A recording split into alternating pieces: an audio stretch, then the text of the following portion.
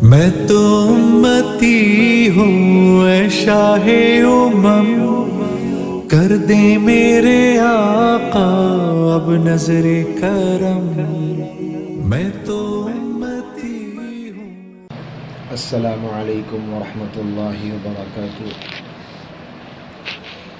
الحمد للہ رب العالمین،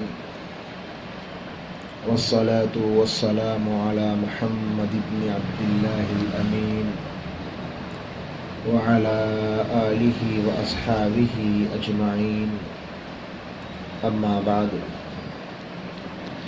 اعوذ باللہ من الشیطان الرجیم، بسم اللہ الرحمن الرحیم۔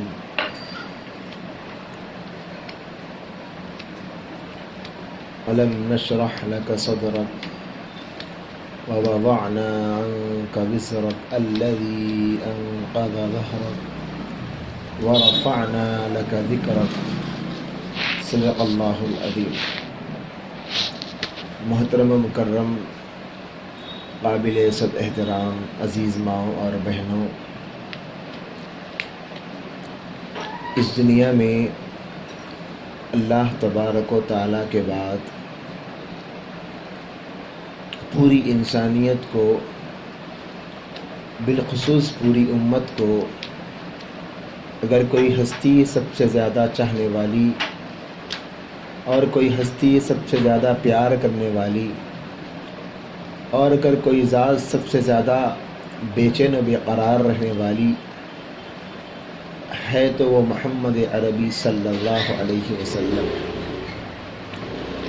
آپ صلی اللہ علیہ وسلم جتنا زیادہ اپنی امت سے پیار فرماتے تھے، اتنا پیار تو نہ آج تک کوئی ماں اپنے بیٹوں سے کر پائی ہے، اور نہ قیامت کی صبح تک کوئی ماں اپنی اولاد سے کر پائے گی۔ یہی وجہ ہے کہ اللہ کے نبی صلی اللہ علیہ وآلہ وسلم پر آپ کی بے انتہا محبت و شفقت اور آپ کی حد درجے امت کے لیے بے چینی امت پر ایک ذمہ داری عائد کرتی ہے۔ وہ یہ ہے کہ اللہ کے نبی صلی اللہ علیہ وآلہ وسلم کی بے چینی کو چین دیا جائے، آپ کی بے قراری کو قرار دیا جائے، آپ کی فکر کو امت مسلمہ سراہے اور آپ کی دعوت کو امت مسلمہ قبول کرے۔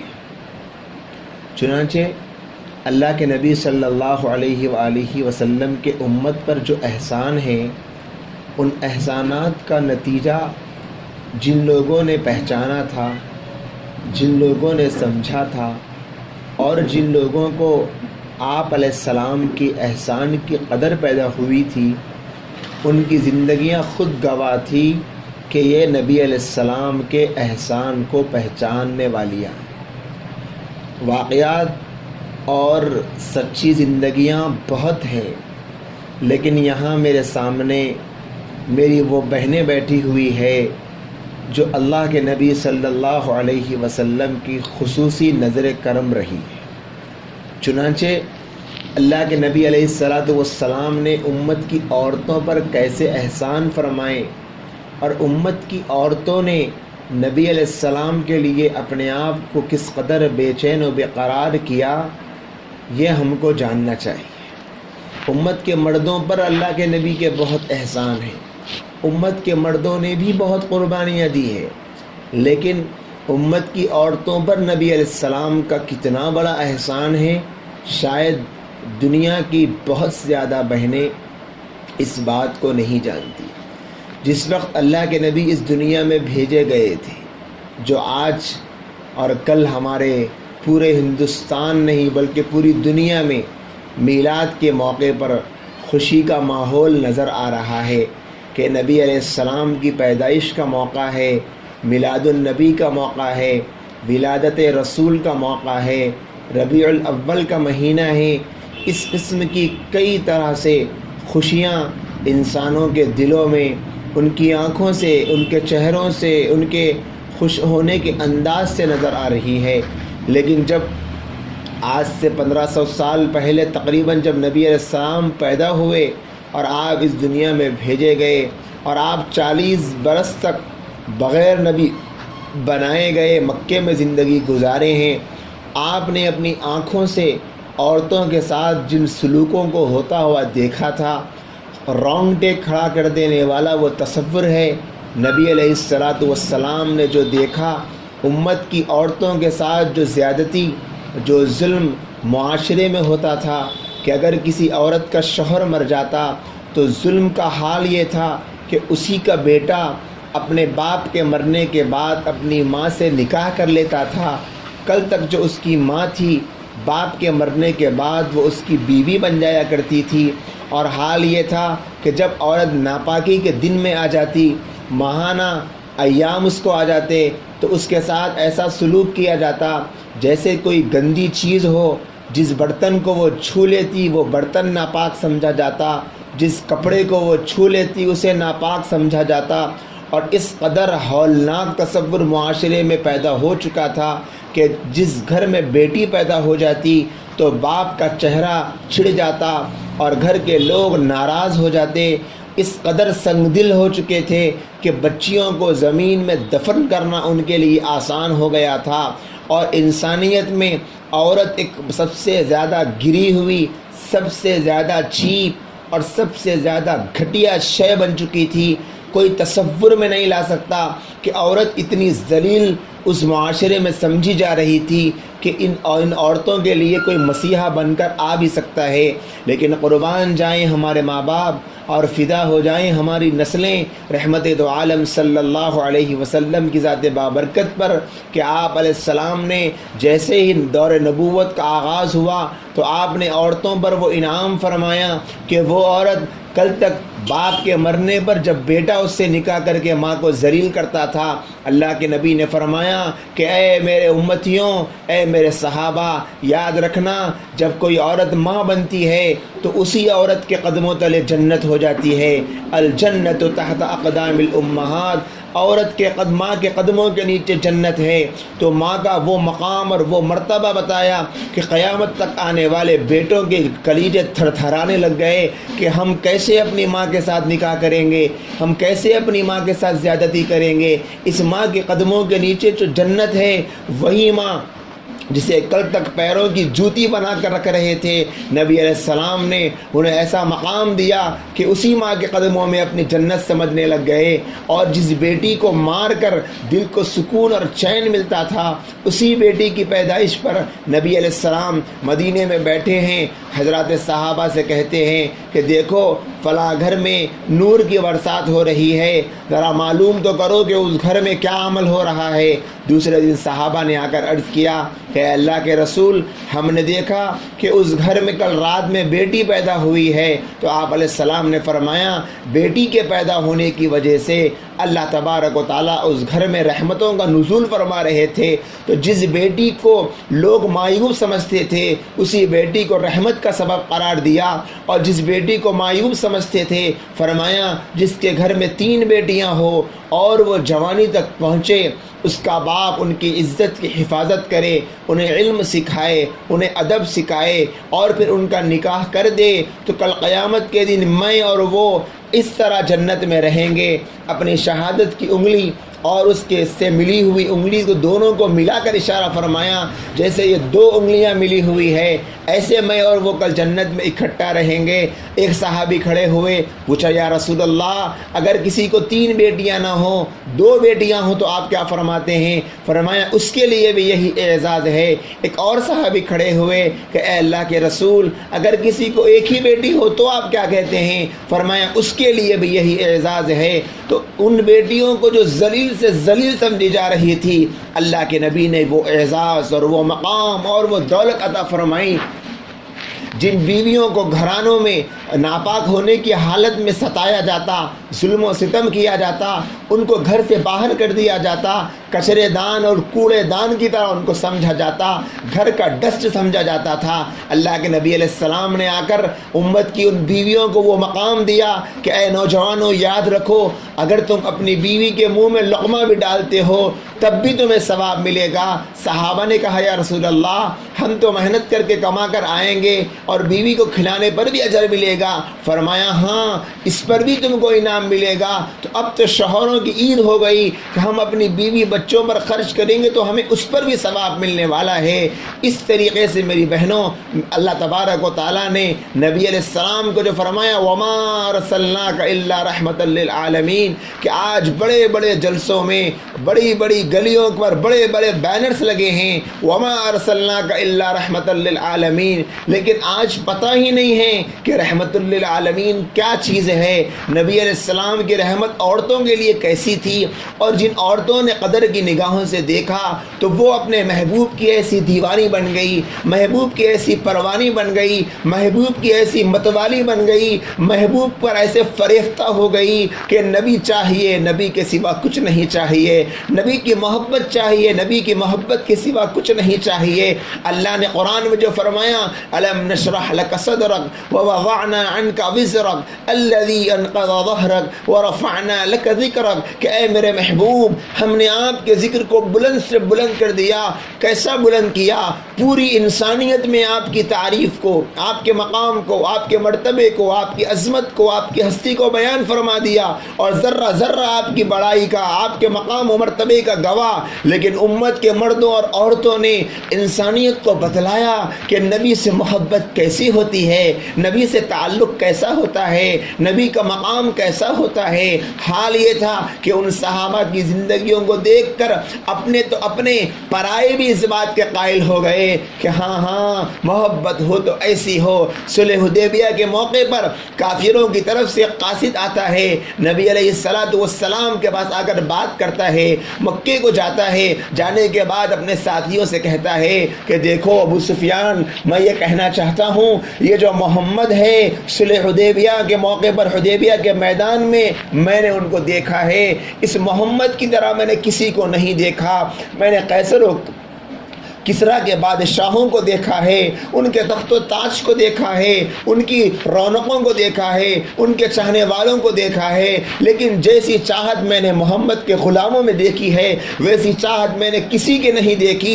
وہ اپنے آنکھوں کو اٹھاتے ہیں تو ان کے ساتھی شرم سے آنکھوں کو جھکا لیتے ہیں، جب نبی ان کی طرف دیکھتے ہیں تو وہ نیچے دیکھتے ہیں، جب نبی کہیں اور دیکھتے ہیں تو کن اکھیوں سے اپنے محبوب کو دیکھنے کی کوشش کرتے ہیں، اور وہ کہتا ہے میں نے ایسے دیوانے کہیں نہیں دیکھے۔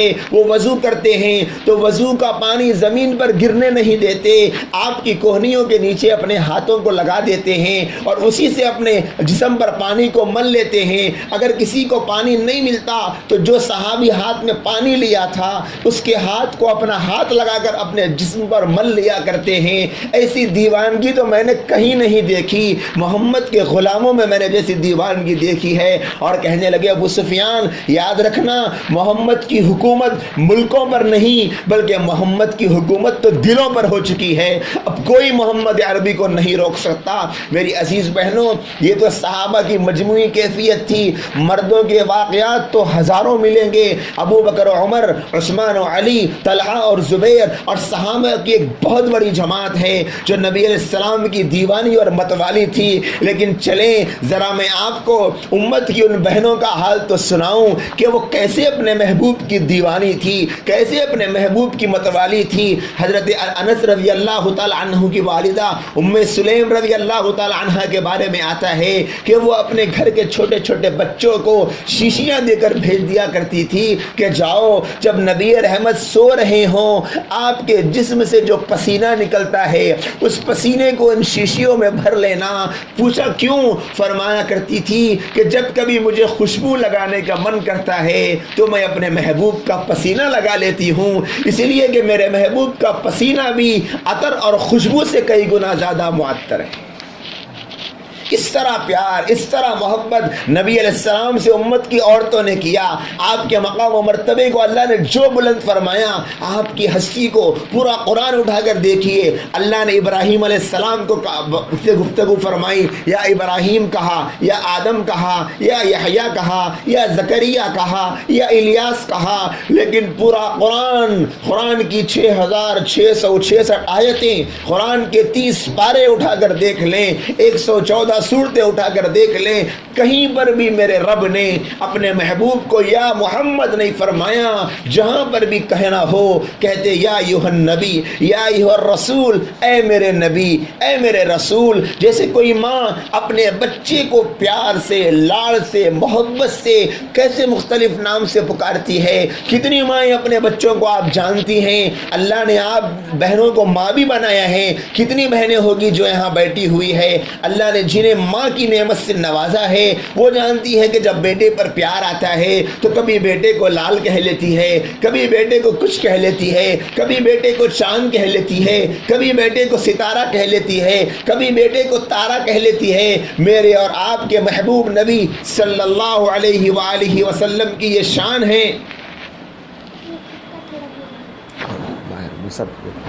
میرے اور آپ کے محبوب نبی صلی اللہ علیہ وسلم کی یہ شان ہے کہ قرآن مجید میں پروردگار عالم نے اپنے محبوب کو مختلف صفاتی ناموں سے بیان فرمایا. آپ کے محبوب ناموں سے طٰہٰ، یاسین، کاف ہا یا عین صاد، ایسے صفاتی نام کے طٰہٰ، یاسین، یا ایھا المدثر، یا ایھا المزمل. تو کبھی آپ کے اللہ تبارک و تعالیٰ نے صفات کو بیان فرمایا. والضحیٰ، اے میرے محبوب مجھے تیرے روشن چہرے کی قسم، تیرے اس چہرے کی قسم جس کے سامنے چاند بھی پھیکا پڑ جاتا ہے. جابر بن سمرہ رضی اللہ تعالی عنہ فرماتے ہیں کہ مدینے کی گلیاں ہیں، میں اور صحابہ بیٹھے ہیں، ہمارے محبوب بھی بیٹھے ہیں. 14ویں رات کا چاند آسمان پر چمک رہا تھا. ہم اپنے محبوب کے چہرے کو دیکھتے تھے اور چاند کو دیکھتے تھے، محبوب کے چہرے کو دیکھتے تھے اور چاند کو دیکھتے تھے. ہم سب نے آخر میں یہ فیصلہ کیا، خدا کی قسم آسمان کے چاند سے زیادہ روشن تو ہمارے محبوب کا چہرہ ہے. ایسے پیارے نبی اللہ نے ہم کو دیے ہیں، ایسے محبوب نبی اللہ نے ہم کو دیے ہیں. ایسا آپ کا حسن و جمال کہ پوری دنیا کا حسن ایک طرف، لیکن میرے محبوب کا حسن اس کا مقابلہ کرے تو پوری دنیا کا حسن پھیکا پڑ جائے. اللہ نے آپ کو ایسا مبارک جمال، کمال، حسن سب کچھ عطا فرمایا تھا. ایسا مبارک آپ کا مقام بیان فرمایا کہ قیامت تک پوری انسانیت آپ کے مقام کو نہیں پہنچ سکتی. نبی تو بہت آئے لیکن آپ جیسا کوئی نہیں آیا. آپ کے مقام و مرتبے کو کوئی نہیں پہنچا، بلکہ بعض علماء نے تو یہاں تک کر دیا، یہاں تک کہہ دیا، بعد از خدا بزرگ توئی قصہ مختصر. اے میرے محبوب، ہم آپ کی تعریف بیان کرتے کرتے تھک گئے، ہماری زبانیں سوکھ گئی، ہمارے قلم خشک ہو گئے، ہماری طاقت ساتھ نہیں دے پا رہی، ہمارا علم کمزور پڑ گیا. بس اخیر میں یہی کہنا چاہتے ہیں، اللہ کے بعد اگر کسی کا مقام ہے تو بس وہ آپ کا مقام. وہ مقام اور وہ مرتبہ، وہ حیثیت، وہ عظمت اللہ کے نبی کی. امت کی عورتوں نے جب پہچانی تھی تو اللہ کے نبی کے لیے جان لٹانا، اللہ کے نبی کے لیے مال لٹانا، نبی کی محبت میں بے چین و بے قرار ہونا، اپنے آپ کو دیوانہ بنانا، اپنے آپ کو علم کا شیدائی بنانا، اپنے آپ کو نبی کا جو علم ہے اس کو سیکھنے کے لیے بے چین و بے قرار کرنا ان کے لیے آسان تھا. ایک صحابی رسول گھر کو تشریف لائے، بیوی سے کہا کہ چلو کھانا نکالو. کھانے کے لیے کپڑا بچھایا گیا، کھانا نکالا گیا، وہ کھانے ہی جا رہے تھے. بیوی نے کہا کہ ٹھہرو، تھوڑی دیر رک جاؤ، مجھے آپ سے کچھ پوچھنا ہے. شوہر کہتے ہیں اتنا بھوکا ہوں، تو جانتی ہے کہ میں صبح سے تھکا ہوا ہوں، بھوک کی شدت ہے، اور کہتی ہے کہ کھانا نہ کھاؤں تو میں کھانا تو کھا لینے دو، اس کے بعد جو پوچھنا ہے پوچھو. فرمایا کہ نہیں، میں آپ سے یہ پوچھنا چاہتی ہوں، ابھی آپ دربار رسالت سے آئے ہیں، نبی علیہ السلام کی محفل سے آئے ہیں، آپ نے نبی سے دین سیکھا ہوگا,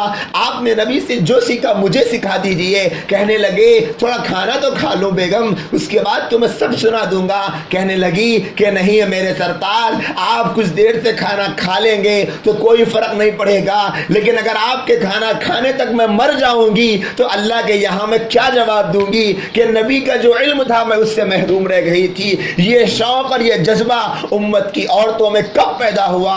جب وہ نبی کے مقام کو سمجھی تھی. اور جب نبی کے مقام کو امت کی عورتوں نے نہیں سمجھا, نبی کی حیثیت کو نہیں سمجھا, نبی کو معلم کی حیثیت سے تسلیم نہیں کیا, نبی کو اپنا سب کچھ نہیں مانا, نبی کو اپنا بڑا اس حیثیت سے نہیں سمجھا کہ آپ جو ہم کو کہیں ہم آپ کی باندیاں اور غلام ہیں, ہم سب کریں گی, تو آج حال یہ ہو گیا کہ امت کی عورتیں, امت کی بچیاں جوانی کی دہلیز پہ قدم رکھ رہی ہے, گھرانوں سے ان کی شادی کی ڈولیاں اٹھ رہی ہے, لیکن ان بچیوں کو قرآن پڑھنے نہیں آتا, نبی پر درود پڑھنے نہیں آتا, عمریں بڑھتی جا رہی ہے. لڑکیوں کو پاکی اور ناپاکی کے مسائل نہیں معلوم ہیں, لڑکیوں کو نہیں معلوم کہ غسل کب فرض ہوتا ہے, وضو کب ٹوٹتا ہے, وضو کے فرائض کیا ہے, وضو کی سنتیں کیا ہیں, غسل فرض کب ہوتا ہے, غسل کے فرائض کیا ہیں, غسل کی سنتیں کیا ہیں, نماز کون سی فرض ہے, کون سی واجب ہے, سنتیں کتنی ہیں, فرائض کتنے ہیں, واجبات کتنے ہیں, یہ تک نہیں پتا.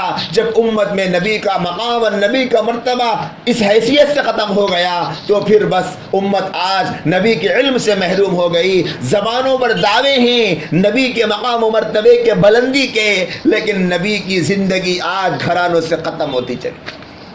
میری عزیز بہنوں, آج ہم اپنا جائزہ لے کر دیکھیں کہ مجھے اور آپ کو, میرے اور آپ کے محبوب کتنے عزیز ہیں, کتنے پسندیدہ ہیں, کتنے پیارے ہیں. حضرت عمر فاروق رضی اللہ تعالیٰ عنہ نبی علیہ السلام کے دربار میں بیٹھے تھے.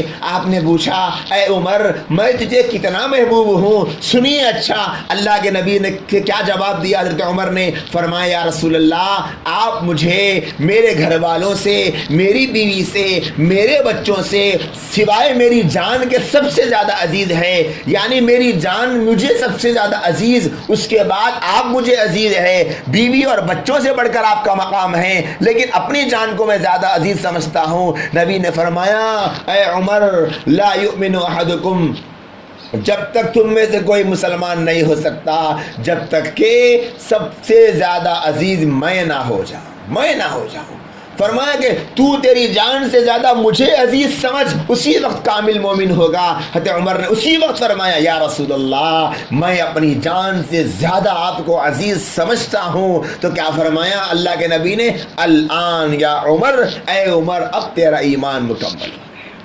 یہ محبت کا معیار, نبی علیہ السلام کو ہر چیز سے زیادہ محبوب سمجھنا, نبی کے حکم کے سامنے کسی چیز کو آنے نہیں دینا, یہ تھی اصل محبت. اللہ کے نبی نے کیا دکھائے ہیں مناظر, اللہ کے نبی علیہ السلام کے ذریعے سے اللہ نے جنگ کا میدان ہے. اللہ کے نبی صلی اللہ علیہ وسلم کے صحابہ کا یہ حال ہے کہ ایک طرف باپ ہے, ایک طرف بیٹا ہے, ایک طرف ماموں ہے, ایک طرف بھانجا ہے. اللہ کے نبی علیہ السلام کے ساتھ میں باپ بیٹا کھڑا ہوا ہے, سامنے مقابل میں باپ کھڑا ہوا ہے. ابو بکر صدیق رضی اللہ تعالی عنہ ہیں, ان کے باپ کہتے ہیں کہ بیٹا ابو بکر کئی مرتبہ تو میرے نشانے پر آ گیا تھا, لیکن بیٹا ہونے کی وجہ سے میں نے تجھے معاف کر دیا. اگر میں چاہتا تو تیر چلا کر تجھ کو مار سکتا تھا, لیکن یہ سوچ کر میں نے تجھ کو چھوڑ دیا کہ تو میرا بیٹا ہے. تو سنیے نبی کے عاشق کا کیا جواب تھا. وہ کہتے ہیں کہ ابا جان پوری جنگ میں میں آپ کو تلاش کر رہا تھا, اگر آپ مجھے نظر آ جاتے تو اب باپ سمجھ کر آپ کو نہیں چھوڑتا, نبی کا دشمن سمجھ کے آپ کی گردن اڑا دیتا.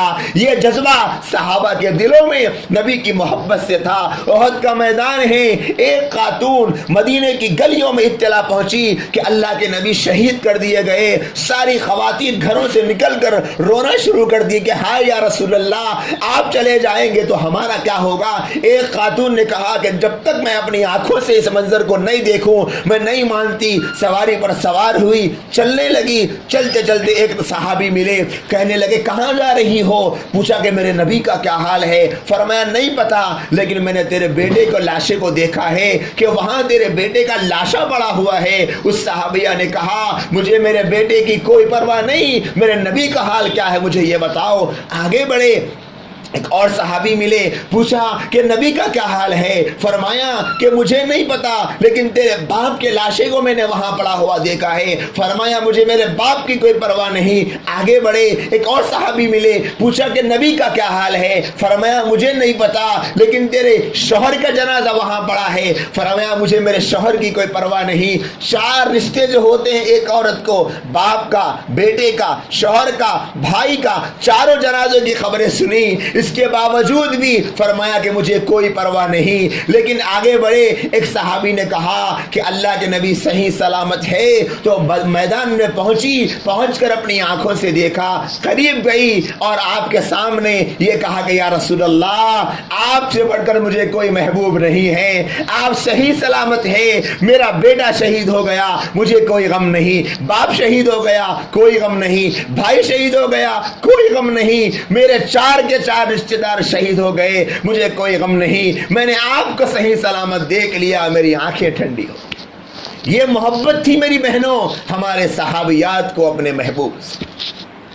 اور آج کی عورتیں بھی انہی کی بیٹیاں ہیں, انہی کی روحانی بیٹیاں ہیں. آج کیسی محبت نبی کی ہمارے دلوں میں پائی جاتی ہے. نبی کی محبت کو چند عوض کی چیزوں میں ہم نے سمجھ لیا ہے کہ نبی کے نام پر ہم کچھ چھوٹے موٹے کام کر لیں گے تو مسئلہ حل ہو جائے گا.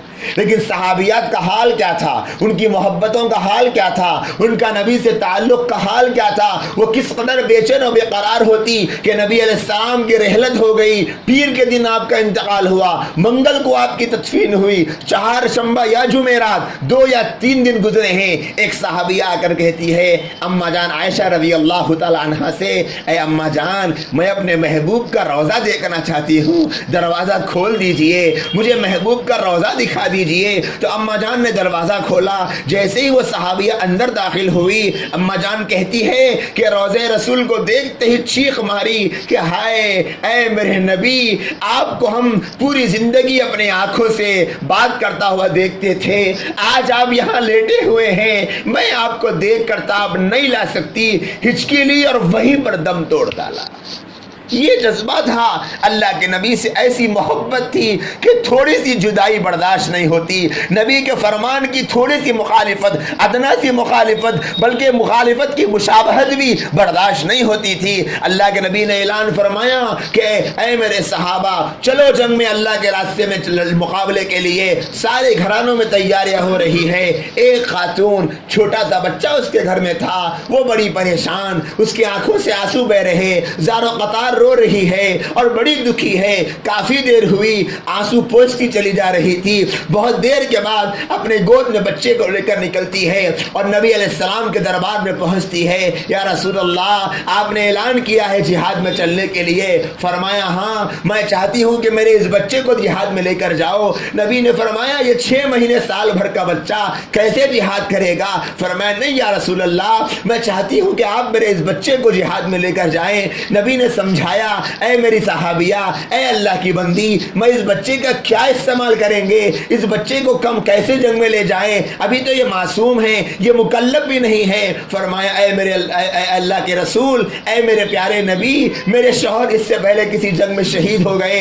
آپ نے جب اعلان کیا, سارے گھرانوں کی عورتیں اپنے اپنے شوہروں کو آپ کے حکم کی تعمیل میں بھیج رہی ہے. ہر گھر سے آپ کی محبت میں کوئی نہ کوئی سپہ سالار نکل رہا ہے, ہر کوئی نہ کوئی سپاہی آپ کے نام پر لبیک کہتے ہوئے نکل رہا. میرا ایک گھر ہے جو محروم رہ گیا, میں یہ نہیں چاہتی میرے گھر میں میرے شوہر نہیں ہے, میں نہیں چاہتی کہ میرا گھر محروم ہو, اسی لیے میں اس بچے کو لائی ہوں, قبول فرما لیجئے. اگر یہ کچھ کام نہیں آئے گا تو کم کوئی نہ کوئی صحابی تو ایسا ہوگا جس کے ہاتھ میں ڈھال نہیں ہوگی.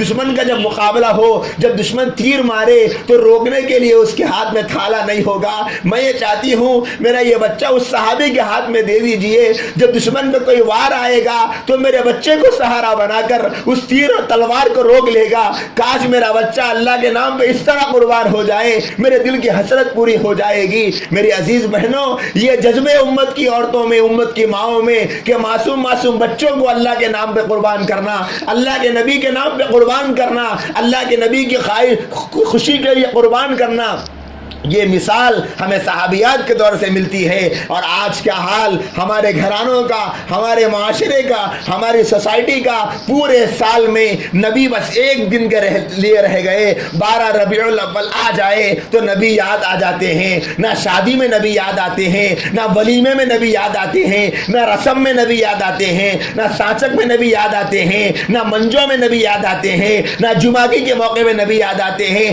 کیسی کیسی خرافات معاشرے میں جنم لے رہی ہے۔ بیٹا ماں کے سامنے کھڑے ہو کر پانی پی رہا ہے، ماں کو نبی یاد نہیں آتا۔ بیٹی ماں کے سامنے بغیر دوپٹے کے بیٹھی ہے، ماں کو نبی یاد نہیں آتے۔ بیٹی ماں کے سامنے چست لباس پہن کے بیٹھی ہے، بیٹی کو ماں کو نبی یاد نہیں آتے۔ ہائے میرے محبوب نے کیا فرمایا تھا کہ بیٹھ کر پانی پینا سنت ہے، میرا بیٹا سنت چھوڑ رہا، میں کیسے برداشت؟ کیا حال ہو گیا ہے آج معاشرے کا۔ نبی کی محبت کہاں چلی گئی میری بہنوں؟ ہم نے نبی کی محبت کو سامان کے عوض تول دیا ہے۔ نبی کی محبت اگر چند دنیاوی رسموں کو ادا کرنے کا نام ہوتا تو سب سے بڑے عاشق صدیق اکبر کو اپنا سب کچھ لٹانا نہ پڑتا، اپنا سب کچھ قربان نہ کرنا پڑتا۔ مصعب بن عمیر کتنے بڑے صحابی ہیں، جب راستے سے گزرتے تھے تو ان کے عطر کی خوشبو سے لوگ محسوس کر لیا کرتے تھے کہ یہاں سے مصعب بن عمیر گزرے ہیں۔ مدینے کے اس شہر میں اس زمانے میں 200 درہم یا دینار کا ایک جوڑا ان کی ماں انہیں پہنایا کرتی تھی۔ ایسا مالدار صحابی، ایسا مالدار شخص تھا، لیکن جب اسلام لائے تو نبی کے سامنے سے گزر رہے ہیں، ان کے جسم پر 17 پیوند کا جوڑا ہے۔ نبی نے دیکھ کر آنکھوں سے آنسو ٹپک رہے تھے۔ فرمایا صحابہ کو، دیکھو یہ مصعب کو، ایک حال اس کا یہ تھا کہ جس گلی سے گزرتا اس کی عطر کی خوشبو کو سن کر لوگ پہچان لیتے کہ ایسا قیمتی عطر مصعب کے سوا کوئی نہیں لگا سکتا۔ اور آج یہ حال ہے کہ میری محبت میں اس نے پھٹے ہوئے 17 پیوند والے کپڑے پہن کر دین کی قربانیوں میں لگے ہوئے۔ میری عزیز بہنوں، امت کے مرد، امت کی عورتوں نے نبی کی محبت میں وہ اپنا جوہر دکھلایا تھا کہ آج ہم جیسے مسلمان اس کا تصور بھی نہیں کر سکتے۔ اور آج نبی کے نام پر کیا کچھ نہیں کیا جا رہا ہے، نبی کی محبت کے نام پر کیسے نبی کو ٹھیس پہنچائی جا رہی، کیسے ارمان نبوی کو توڑا جا رہا، کیسے فکر نبی کو ختم کیا جا رہا۔ کتنا احسان نبی کا امت کے مردوں پر تھا، امت کی عورتوں پر تھا۔ چلو مرد بے وفا نکل گئے، چھوڑ دو مردوں کو، لیکن عورتیں کیسے بے وفا بن سکتی ہے؟ عورتوں پر تو اتنا انعام نبی کا تھا۔ آج جو چین کی سانس عورت لے رہی ہے وہ دونوں جہان کے نبی کے صدقے میں۔ آج جو چین کی سانس بیٹی لے رہی ہے وہ رحمت دو عالم کے رحم و کرم کے سبب، ورنہ کون تھا جو عورت کو عزت دینے کے لیے تیار تھا؟ آج بھی مغرب میں عورت کو وہی ذلت دی جا رہی ہے جو مکے کے اس زمانے میں دی جاتی تھی۔ مکے کے اس دور میں عورت پیر کی جوتی سمجھی جاتی تھی۔ آج بھی عورت کو ہوس کی نگاہوں کا، ہوس کی نظروں کا نشانہ بنانا مغرب کا ایم اور مقصد بنا ہوا ہے۔ وہ عورت کو ٹشو پیپر کی طرح یوز کر کے پھینکنا جانتی ہے، لیکن میرے محبوب نے عورت کو آسمان کی بلندیوں پر پہنچایا۔ کیسے یہ ممکن ہے کہ وہی عورتیں اسی نبی کی غدار اور باغی بن جائیں؟ کیسے ممکن ہے؟ اسی نبی کے لیے، جس نبی نے ان عورتوں کے لیے وہ مقام اور وہ اعزاز دیا، ان عورتوں کے سے یہ کیسے ممکن ہے کہ وہی نبی کے ارمانوں کا خون کرے، وہی نبی کی تمناؤں پر پانی پھیر دے، وہی نبی کی سنتوں کو توڑ دے؟ آج گھرانے کیا حال اپنا پیش کر رہے ہیں، نام نبی کا لیتے ہیں، اور آج مسلمان گھرانوں میں یہودیت پل رہی ہے، عیسائیت کو پال رہے ہیں مسلمان اپنے گھرانوں۔ نبی علیہ السلام کو کس قدر بے چینی، کس قدر بے قراری، کس قدر امت کا غم ستاتا تھا، اور آج کیا حال ہے؟ کیا کر رہے ہیں؟ ربیع الاول کا مہینہ آ گیا، مجھے بتائیں، میں پوچھنا چاہتا ہوں امت کی تمام عورتوں سے کہ نبی علیہ السلام کے میلاد کے موقع پر میلاد کا جشن منانا تو یاد رہا، لیکن نبی صلی اللہ علیہ وسلم کی زندگی کا جو مقصد تھا وہ کتنی بہنوں کو یاد رہا؟ کتنی وہ نوجوان بچیاں جو کل تک فلمیں دیکھا کرتی تھی، انہوں نے نبی کے میلاد سے یہ ارادہ کر لیا کہ میرے نبی آئے تھے جس مقصد کے لیے کہ اپنے پیروں تلے گانے بجانے کو روندنے کے لیے آیا ہو، گانے بجانے کے آلات کے خاتمے کے لیے بھیجا گیا ہو، میں آج سے ارادہ کرتی ہوں کہ نبی کی پیدائش سے میں اپنے آپ سے وعدہ کرتی ہوں کہ اب میں فلمیں نہیں دیکھوں گی۔ کتنی ایسی بچیاں ہیں جو کل تک گانے سنا کرتی تھی اور نبی کی پیدائش پر انہوں نے یہ ارادہ کر لیا کہ کل سے گانے نہیں سنوں گی۔ کتنی ایسی عورتیں ہیں جو کل تک نماز نہیں پڑھتی تھی اور نبی کی پیدائش سے انہوں نے یہ ارادہ کر لیا کہ کل سے ہم ایک نماز نہیں چھوڑیں۔ یہ ہے کرنے کے کام۔ احسان کا بدلہ تو احسان ہوا کرتا ہے۔ ہم تو نبی پہ احسان نہیں کر سکتے، کم از کم احسان کے بدلے میں ہم وفا تو کر سکتے ہیں، بے وفائی تو نہ کریں۔ نبی علیہ السلام کے کن امیدوں اور کن ارمانوں کے ساتھ نبی علیہ السلام نے امت کو اس مقام پر پہنچایا تھا۔ آج ربیع الاول کے موقع پر لوگ بس گھرانوں میں اچھے اچھے پکوان کھا کر یہ سمجھ رہے ہیں کہ ہم نبی کے نام پر نبی کی محبت کا حق ادا کر چکے۔ میری عزیز بہنوں، اللہ کے نبی صلی اللہ علیہ وسلم نے جو قربانیاں میرے اور آپ کے لیے دی ہیں، پوری زندگی اگر صبح سے لے کر شام تک نمازوں اور فرض اور واجبات کے ادا کرنے کے بعد صبح سے لے کر شام تک نبی کے نام پر درود کے نذرانے ایک سیکنڈ کے وقفے کے بغیر بھی پڑھتے چلے جائیں، تب بھی نبی کی ایک ادا کا حق ادا نہیں ہو سکتا۔ یہ نبی کا مقام ہے۔ اور آج امت کی عورتیں سمجھ رہی ہے کہ نہیں جی، ہم تو میلاد النبی منا کر سچے اور پکے عاشق بن گئے، سچے اور پکے عاشق بن گئے۔ پھر ان عاشقوں کا کیا ہوگا جنہوں نے اپنی بیٹیوں کو قربان کر دیا، اپنی اولاد کے نذرانے چڑھا دیے، اپنے شوہر کو نبی کی محبت میں اکسایا۔ ایک صحابیہ کے گھر میں ان کے شوہر اعلان سنے، نبی نے فرمایا کہ چلو اللہ کے راستے میں۔ وہ پیر سے معذور تھے، انہوں نے تانا دیا بیوی نے کہ اچھا تم بہانہ بنانا چاہتے ہو پیر کے معذور ہونے کا۔ انہیں جذبہ آیا، وہ گھر سے یہ کہہ کر نکلے، اے اللہ مجھے اس گھر میں دوبارہ نہ لوٹا۔ جنگ میں گئے، مقابلہ کرتے کرتے شہید ہو گئے۔ جب شہداء کے لاشیں لائے جا رہے تھے، جب ان کا گھر قریب آیا تو سواری چلنے کو تیار نہیں۔ نبی علیہ السلام نے معلوم کروایا، جب معلوم ہوا تو نبی نے فرمایا اس نے یہ دعا کی تھی کہ گھر کو واپس نہیں لوٹا، اللہ نے دعا قبول کر لی، اب یہ واپس نہیں جا سکتی۔ ایسی عورتیں ہوتی تھی، عورتیں اپنے شوہروں کو دین کے کام پہ آگے بڑھایا کرتی تھی۔ اور آج حال کیا ہے؟ آج دینی مدارس ہے، علماء ہے، مساجد ہے، ائمہ ہیں، دینی خدام ہیں، آج کام کرنے والے ہزاروں ہیں لیکن کام چاہنے والے کوئی نہیں ہے۔ اس زمانے میں، نبی کے زمانے میں کام کرنے والے تھوڑے تھے، کام بہت تھا لیکن لوگ کم پڑ جایا کرتے تھے۔ آج علماء کی کثرت ہے لیکن عوام ہے کہ فائدہ اٹھانا نہیں چاہتے۔